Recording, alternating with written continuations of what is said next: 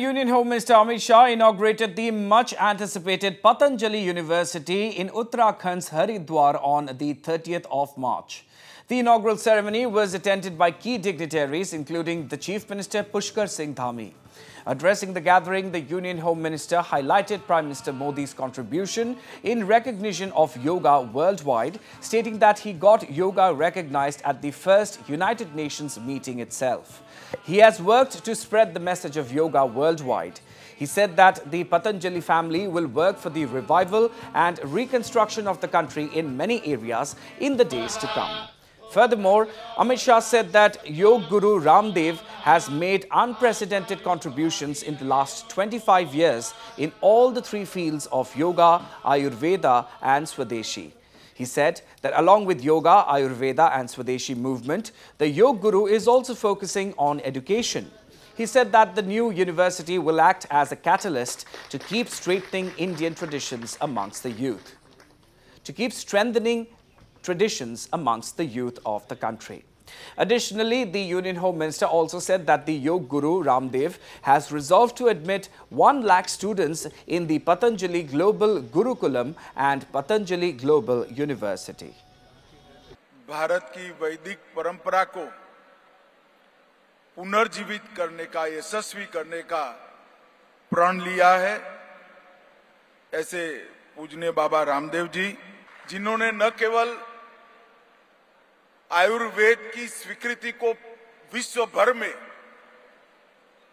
प्रस्थापित करने के लिए पुरुषार्थ किया है,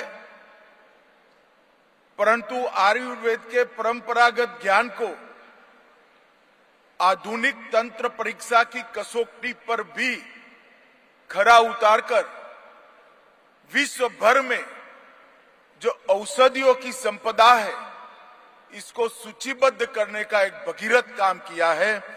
ऐसे आचार्य बालकिशन जी, हमारे यहाँ जो संन्यास्त लेता है, जो भगवा धारण करता है, उसकी आयु, उसकी विद्वता, उसके उद्देश्य कुछ नहीं देखते, उसको प्रणाम करते हैं।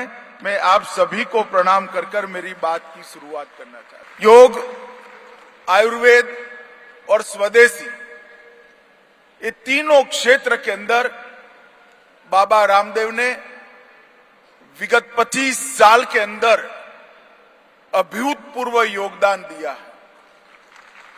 कोई इंस्टीट्यूशन, कोई संस्था जो योगदान न कर पाए, वो अकेले बाबा ने अपने साथियों के साथ। योग, आयुर्वेद और स्वदेशी के आंदोलन के साथ साथ बाबा ने अब शिक्षा पर भी ध्यान दिया है, जिसका मुझे बहुत आनंद है। आज यहां पर भारतीय शिक्षा बोर्ड, पतंजलि गुरुकुलम, आचार्य कुलम और पतंजलि विश्वविद्यालय के माध्यम से मूल भारतीय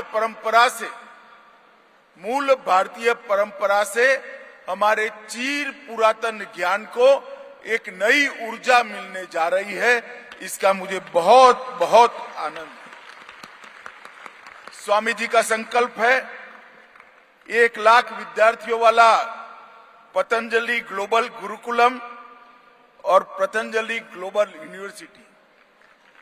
स्वामी जी, मेरी बहुत बहुत शुभकामनाएं और साधुवाद आपके साथ है। ईश्वर आपकी ये इच्छा को पूर्ण करे। आयुर्वेद के क्षेत्र में पेपर्स पब्लिश करना दुनिया में किसी भी क्षेत्र में सिद्धि पाने वाले 2% ही लोग हैं, उसमें से एक आचार्य बालकिशन। आयुर्वेद के लिए गौरव रखने वाले सभी लोगों के लिए बड़ा आनंद और संतोष का विषय है। पूरी दुनिया का जो मेडिकल सिस्टम, WHO से लेकर के पूरी दुनिया की सरकारें जो न कर सकी, लीवर की, किडनी की, लंग की, हार्ट की, अर्थराइटिस की, इनफर्टिलिटी से लेकर के कैंसर तक की औषधियां प्रामाणिकता से पतंजलि ने बनाई है, साइंटिफिक एविडेंस के साथ। एक तरफ रियल वाला एविडेंस और दूसरी तरफ साइंटिफिक एविडेंस। कि पतंजलि के सन्यासी न प्रमादी हैं, न पलायनवादी हैं, न जातिवादी हैं, राष्ट्रवादी, मानवतावादी और अध्यात्मवादी सन्यासियों की एक श्रेष्ठ श्रृंखला यहां पर तैयार हुई है। और एक एक सन्यासी का सामर्थ्य क्या होता है, यह अतीत में स्वामी विवेकानंद और महर्षि दयानंद के जीवन से हमने देखा है। और वर्तमान में